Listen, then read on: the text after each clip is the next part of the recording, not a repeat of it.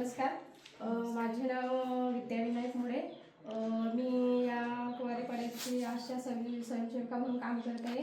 आत्ताच मला लागलेलं 5-6 महिने झाले आणि इथे म्हणजे असं हे नाही आहे, काही कोणाला म्हणजे डिलिव्हरी पेशंट असला किंवा एखादी ताप आला किंवा एखादं जास्त सिरियस असलं एखादं पेशंट, तर मग मला त्यांच्यासोबत जावं लागेल, कारण तिथं कुठली सोय नाही आहे ना, दवाखाना वगैरे जवळ नाही. मग आम्ही आरेसला वाडा नाहीतर मग पुढे पाठवतात, मग पुढे जावं लागते.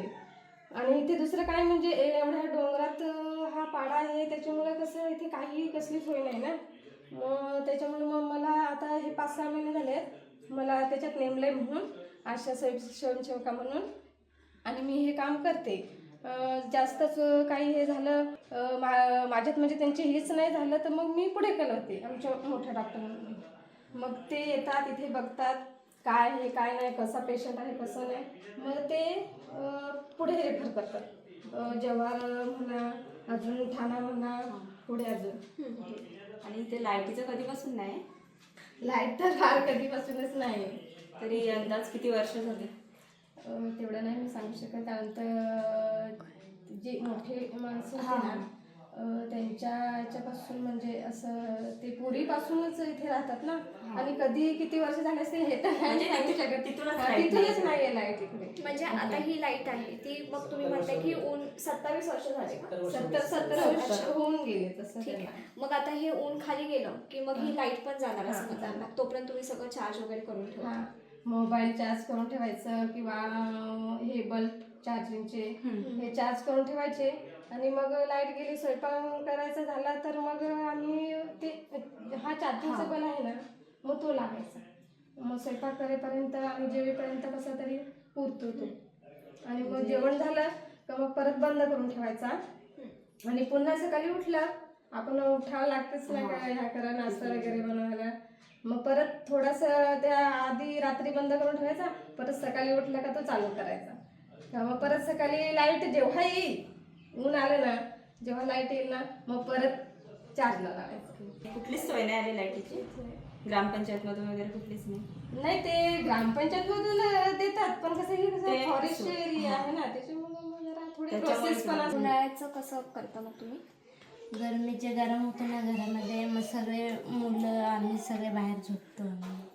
आणि पावसाळ्याचं? पावसाळ्याच्या मग आतमध्ये झोपतो. मग घाबरतो, साप वगैरे येतात ना, मग आतमध्ये झोपतो. मग पावसाळ्यात तर सोलार पण खूप कमी चालत हा, पण पाऊस पडतो मग जरा थंडावा असतो ना, मग आतमध्ये झोपतो. ठीक.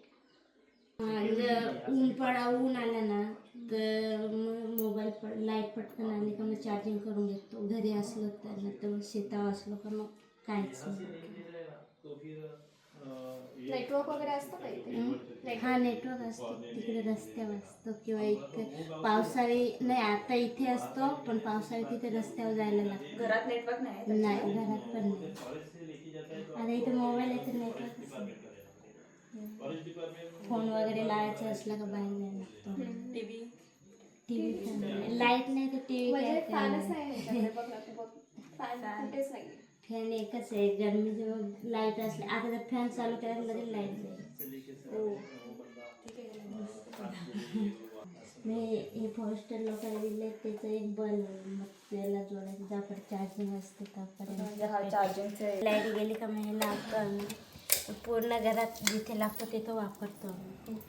हे फॉरेस्ट करून हां, म्हणजे ज्यापर्यंत चार्जिंग असते ना त्यापर्यंत हे चालते. मग लाईट गेली, चार्जिंग संपली का मग परत मोबाईल. आणि चार्जिंग कधीपर्यंत टिकते? म्हणजे किती तास? किती 2-3 घंटे. 2-3 तास? हां, 2-3 तास.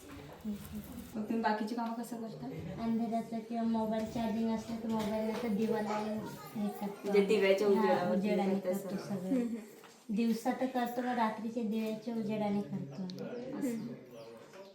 मिक्सर वगैरे लागलं तर काही? हां, मग दिवसाच काय, रात्रीचे लागलं तर दिवसाच करून ठेवायचं वाटण वगैरे. आणि मुलांचा अभ्यास वगैरे? अभ्यास मग ते दिवा वगैरे लावायचं, किंवा मोबाईलची जाऊपर्यंत बॅटरी चार्जिंग असते त्यापर्यंत लाईट चार्जते. पण जेवढं होत असेल दिवसभरात तुम्ही सगळं हे करत